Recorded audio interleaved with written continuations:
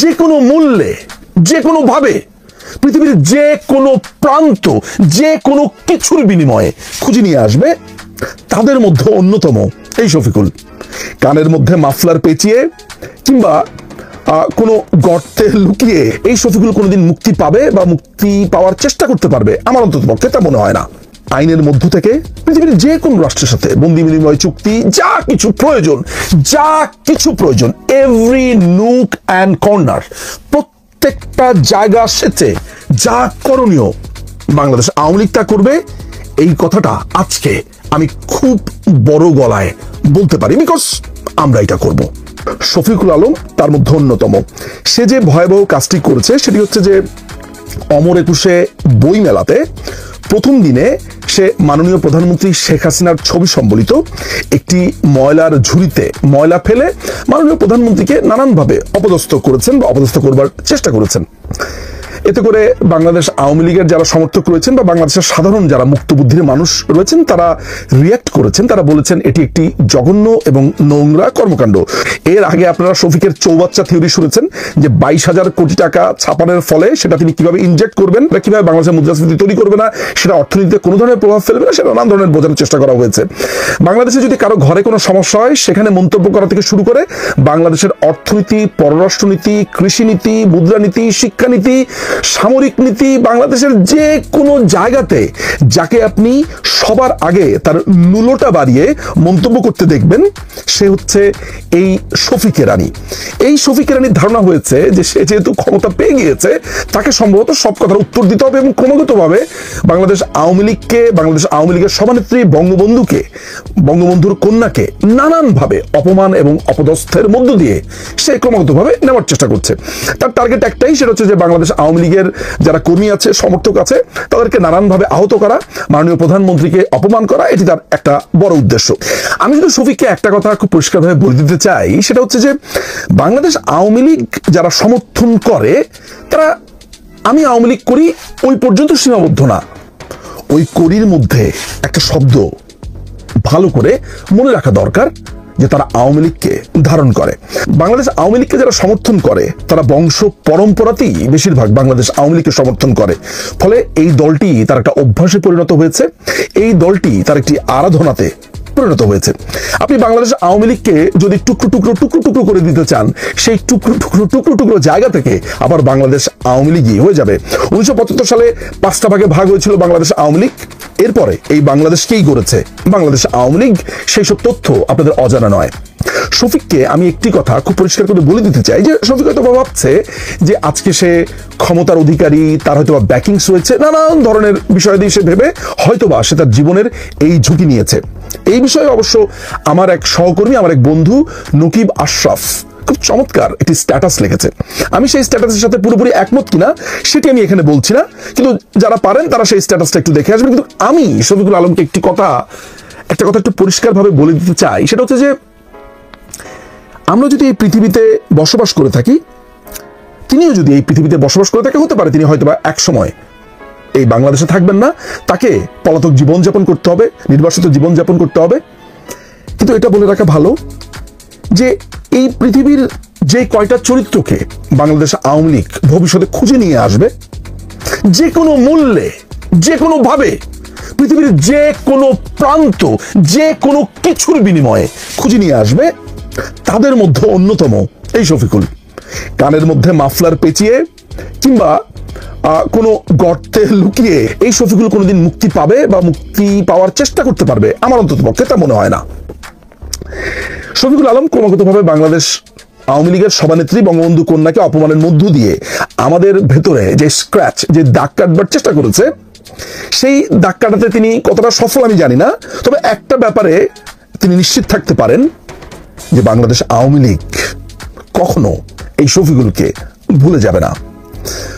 আইনের মধ্য থেকে পৃথিবীর যে কোনো রাষ্ট্রের সাথে বন্দি বিনিময় চুক্তি, যা কিছু প্রয়োজন, এভরি নুক অ্যান্ড কর্নার, প্রত্যেকটা জায়গা সেচে যা করণীয় বাংলাদেশ আওয়ামী লীগ তা করবে, এই কথাটা আজকে আমি খুব বড় গলায় বলতে পারি, বিকজ আমরা এটা করব। শফিকুল মনে করছে যে এই ইত্রামি, এই নোংরামি করে সে হয়তোবা বেঁচে যাবে, বাংলাদেশ আওয়ামী লীগ হয়তো আর কখনো ক্ষমতায় আসতে পারবে না, এটা সে ভাবছে। তার ভাবনা ভুল না শুদ্ধ সেগুলো নিয়ে কোনো আমি মন্তব্য করব না, শুধু এতটুকু বলে রাখবো শফিকুলের শাস্তি এই বাংলাদেশে হবে, সেটা তার মৃত্যুর আগেই হবে। বাংলাদেশের সাবেক সেনাপ্রধান ইকবাল করিম ভূঁইয়া, সংক্ষেপে যাকে আইকেবি নামে অভিহিত করা হয়, এই নামটার সাথে বাংলাদেশের রাজনীতি যারা অনুসরণ করছেন খুবই গভীরভাবে তারা অনেকেই পরিচিত। বিশেষ করে যারা সেনাবাহিনী কেন্দ্রিক বিভিন্ন রকমের সংবাদ সংগ্রহ করেন বা বাংলাদেশের চলমান নানাবিধ ঘটনাবলীগুলোকে প্রত্যক্ষ করেন, অনুসরণ করেন, তারা বোধ করি সাম্প্রতিক সময়েও এই লোকটির নাম বারবার শুনে আসছেন। 5ই আগস্টে বাংলাদেশে যেই জঙ্গি হামলা হয়ে গেল এবং যার প্রেক্ষিতে একটি দখলদার বাহিনী এই দেশে ঘাঁটি গেড়ে বসেছে, পাকিস্তানের আইএসআই এবং আমেরিকার সিআইএ ব্যাকড সরকার যাকে বললে অত্যুক্তি হয় না, সেই সরকারের সাথে এই ইকবাল করিম ভূঁইয়ার ভূমিকা বা সেই সরকারকে বসাতে ইকবাল করিম ভূঁইয়ার একটা ভূমিকা আছে, বোধ করি সেটা ইতিমধ্যেই অনেকে জেনে গেছেন। ইকবাল করিম ভূঁইয়ার ভূমিকাটা যেভাবে ছিল সেটি সাধারণ মানুষের কাছে যেভাবে এসেছে সেটি হচ্ছে যে রিটায়ার্ড আর্মি অফিসারদের যে ওয়েলফেয়ার অ্যাসোসিয়েশন রয়েছে রাওয়া ক্লাবের, সেই রিটায়ার্ড আর্মি অফিসারদেরকে নানানভাবে প্রভাবিত করা এবং সেই অফিসারদের মাধ্যমে বর্তমানে বাংলাদেশ সেনাবাহিনীর যেসব জুনিয়র অফিসাররা রয়েছে তাদেরকে নানানভাবে প্রভাবিত করে সেনাবাহিনীকে এমন একটি অবস্থানে নিয়ে যাওয়া যাতে করে সেনাবাহিনী সম্পূর্ণভাবে অকার্যকর থাকে এবং বাংলাদেশে যেই মেইহেম সংগঠিত করেছে জামাত শিবির হিজবুত তাহরির অর্থাৎ জঙ্গিরা, সেটি দমনে যাতে সরকার ব্যর্থ হয় এবং শেষ পর্যন্ত সেটি হয়েছে। এই ঘটনার মধ্য দিয়ে আমরা বারবার বলে এসেছি যে বর্তমান সেনাপ্রধান ওয়াকারুজ্জামান বাংলাদেশ আওয়ামী লীগের সাথে তথা বাংলাদেশ রাষ্ট্রের সাথে বেইমানি করেছেন, সেটার বোধ করি নানাবিধ কারণ রয়েছে। আমি আজকে ওয়াকারুজ্জামানের এই বেইমানি, ওয়াকারুজ্জামানের এই পুরো ঘটনাগুলো নিয়ে আমি যাচ্ছি না, হয়তো আমার সাথে অনেকেই দ্বিমত পোষণ করবেন, নানাবিধ মন্তব্য থাকবে, সেটি সামনের আলোচনার জন্য তুলে রাখলাম। কিন্তু আজকে আমি যেই কারণে এই ভিডিওটা করতে বসেছি সেটি বেশ অ্যালার্মিং কিছু ঘটনাবলী নিয়ে। আমার কাছে একটি সংবাদ গত প্রায় 3-4 সপ্তাহ ধরে কিংবা তারও আগের থেকে আসছিল যে ইকবাল করিম ভূঁইয়া বর্তমান যে সেনা প্রধান রয়েছে ওয়াকারুজ্জামান তাকে টপল করবার জন্য অর্থাৎ তাকে উৎখাত করবার জন্য নানাবিধ প্রচেষ্টা চালিয়ে যাচ্ছে। কেন তিনি এই প্রচেষ্টা চালিয়ে যাচ্ছেন, কি কারণে প্রচেষ্টা চালিয়ে যাচ্ছেন সেটিরও ব্যাখ্যা যারা বা আমার যে সোর্সগুলো দিয়েছে তারা আমাকে নানানভাবে বলবার চেষ্টা করেছেন। আমি যেভাবে খতিয়ে দেখবার চেষ্টা করেছি, যেভাবে ঘটনাগুলোকে বিশ্লেষণ করবার চেষ্টা করেছি, আমার কাছে মনে হচ্ছে যে ইকবাল করিম ভূঁইয়ার এই চেষ্টাটির যেই সংবাদ আমার কাছে এসেছে সেটি সত্য। আপনাদেরকে জানিয়ে রাখা ভালো যে বাংলাদেশ সেনাবাহিনীতে বর্তমানে quarter master general Mohammad Foyzur Rahman নামে এক আর্মি অফিসার রয়েছে, তিনি 3 স্টার জেনারেল। তিনি এই ইকবাল করিম ভূঁইয়ার সাথে যোগ দিয়েছেন। অ্যালার্মিং যে তথ্য সেটি হচ্ছে যে বর্তমানে বাংলাদেশে যে কিংস পার্টিটি গঠিত হচ্ছে দখলদার বাহিনী কর্তৃক, যাকে নাগরিক কমিটি বলা হচ্ছে, যদিও আমি এটিকে নাগরিক কমিটি বলে থাকি, এই নাগরিক কমিটির সাথে মোহাম্মদ ফয়জুর রহমানের দফায় দফায় মিটিং হচ্ছে, ইকবাল করিম ভূঁইয়ার সাথেও নানান ধরনের মিটিং হয়েছে। যদিও আমাকে আরেকটি অসমর্থিত সূত্র বলছে যে ইকবাল করিম ভূঁইয়া যদিও ওই নাগরিক কমিটিকে নানান ধরনের সলা পরামর্শ দিয়েছিল অতীতে, কিন্তু বর্তমানে তিনি নিজেই একটি রাজনৈতিক দল গঠন করবার জন্য সব রকমের চেষ্টা করছেন। এবং মজার ব্যাপার হচ্ছে যে গত 3-4 সপ্তাহ আগে যে কুয়ের কথা আমি শুনেছি, আমার সূত্রগুলো বলেছে ওয়াকারুজ্জামান সেই কুকে সফলভাবে দমন করতে পেরেছেন বলেও আমার কাছে সংবাদ আছে। কিন্তু এটি সত্য যে ইকবাল করিম ভূঁইয়া বসে নেই। সাম্প্রতিক সময় তিনি তার ফেসবুকে সেনাবাহিনীর সম্পর্কিত নানান ধরনের কথাবার্তা বলছে এবং কোনো না কোনোভাবে আনে বানে তিনি বলতে চাইছেন বাংলাদেশ রাষ্ট্রকে তিনি যেই শেপে দেখতে চেয়েছেন সেটি পারা যায়নি। ফলে এটা নিশ্চিত যে তিনি বাংলাদেশ সেনাবাহিনীর একটি অংশকে তিনি উস্কে দিতে চাইছেন। একই সাথে বাংলাদেশে যেই টোকাই সমন্বয়ক এবং তাদের যেই দলটি রয়েছে অর্থাৎ যে কিংস পার্টি করবার যেই লোকজনগুলো বা লোকবল রয়েছে, জামাতের সিটিং বলে যারা পরিচিত, তারাও এক ধরনের হালে পানি পাচ্ছে। এখন প্রশ্ন আসছে যে ইকবাল করিম ভূঁইয়া কি চায়। ইকবাল করিম ভূঁইয়া কি চায় এটি এই মুহূর্তে সরাসরি বলাটা বা এক্স্যাক্টলি বলাটা খুবই কঠিন, কিন্তু কিছু স্পেকুলেট করা যায়।